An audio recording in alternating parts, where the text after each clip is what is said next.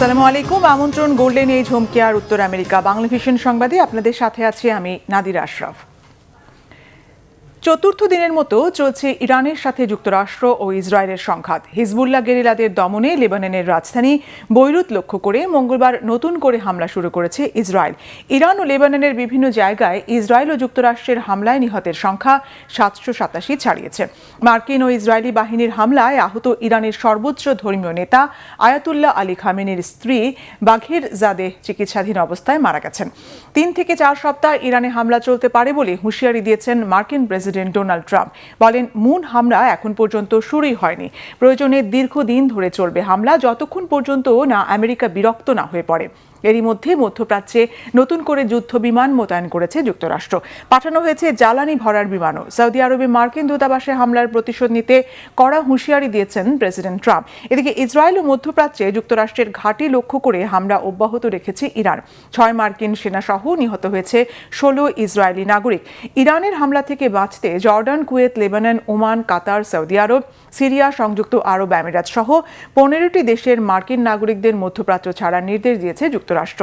টানা চতুর্থ দিনে এসেও ক্ষতিগ্রস্ত দেশগুলোতে স্থগিত আছে বিমান চলাচল। অন্যদিকে আনুষ্ঠানিকভাবে হরমুজ প্রণালী দিয়ে জাহাজ চলাচল বন্ধ করেছে ইরানের বিপ্লবী গার্ড IRGC। হুঁশিয়ারি দিয়ে বলেছে, জাহাজ চলাচলের চেষ্টা করলে হামলার মাধ্যমে তা পুড়িয়ে দেওয়া হবে। এই পরিস্থিতিতে বিশ্ববাজারে দ্রুতগতিতে বাড়ছে তেলের দাম। ইরান পরমাণু অস্ত্র তৈরি করছে এমন অভিযোগের ভিত্তিতে যুক্তরাষ্ট্র ও ইসরায়েল দেশটিতে হামলা চালালেও এই দাবির পক্ষে কোনো প্রমাণ পাওয়া যায়নি বলে জানিয়েছে রাশিয়া। মঙ্গলবার এক বিবৃতিতে রুশ পররাষ্ট্রমন্ত্রী সের্গেই ল্যাভরভ জানান, যুক্তরাষ্ট্র ও ইসরায়েল হামলা অব্যাহত রাখলেও এখন পর্যন্ত ইরানের পারমাণবিক অস্ত্র তৈরির কোনো প্রমাণ দেখেনি রাশিয়া। রুশ পররাষ্ট্রমন্ত্রী বলেন, এখনও এমন কোনো প্রমাণ পায়নি মস্কো। এটি শুধুই আমেরিকার যুদ্ধের অজুহাত বলে মন্তব্য তার। ইরানের উপর মার্কিন ইসরায়েল হামলার প্রভাব পুরো অঞ্চল জুড়ে পড়ছে উল্লেখ করে রুশ পররাষ্ট্রমন্ত্রী বলেন, এতে আরব দেশগুলো অর্থনৈতিক ক্ষতি ও নানা দুর্ভোগের মুখে পড়েছে।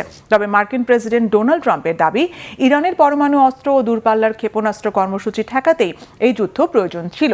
তবে ইরান বরাবরই পরমাণু অস্ত্র তৈরির ইচ্ছার কথা অস্বীকার করে আসছে। তেহরানের দাবি, মার্কিন ইসরায়েলি হামলা ছিল উস্কানিবিহীন আগ্রাসন। ইরানের পরমাণু কর্মসূচি নিয়ে ওয়াশিংটন ও তেহরানের মধ্যে আলোচনা চলছিল। তবে 2018 সালে ইরানের সঙ্গে করা পারমাণবিক সমঝোতা চুক্তি থেকে সরে দাঁড়ায় যুক্তরাষ্ট্র। চুক্তিতে সই করার 3 বছরের মাথায় সেই সিদ্ধান্ত নেয় ওয়াশিংটন। যুক্তরাষ্ট্রের টেক্সাস অঙ্গরাজ্যে বন্দুক হামলায় 3 জন নিহত হওয়ার ঘটনায় সন্ত্রাসবাদের যোগসাজশ পেয়েছে মার্কিন গোয়েন্দা সংস্থা FBI। সন্দেহভাজন হামলাকারী এন্ডিয়াগা ডায়াগনে আমেরিকান নাগরিক হলেও তার জন্ম মূলত সেনেগালে। স্থানীয় সময় শনিবার মধ্যরাতের পর টেক্সাস অঙ্গরাজ্যের অস্টিন শহরে একটি বারের কাছে ওই গোলাগুলির ঘটনা ঘটে। পুলিশের বরাত দিয়ে রয়টার্স জানায়, বারের পাশে দাঁড়িয়ে থাকা কয়েকজনকে লক্ষ্য করে প্রকাশ্যে গুলি চালায় হামলাকারী। এতে 2 জন নিহত এবং 14 জন আহত হন।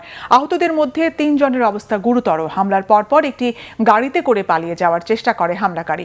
পরে শহরের মধ্যবর্তী স্থানে পুলিশের প্রতিরোধের শিকার হয়। ওই সময় হামলাকারী ও পুলিশের মধ্যে গুলি বিনিময় হলে হামলাকারী নিহত হয়। তদন্তের স্বার্থে হামলার কারণ নিয়ে বিস্তারিত কিছু জানায়নি পুলিশ।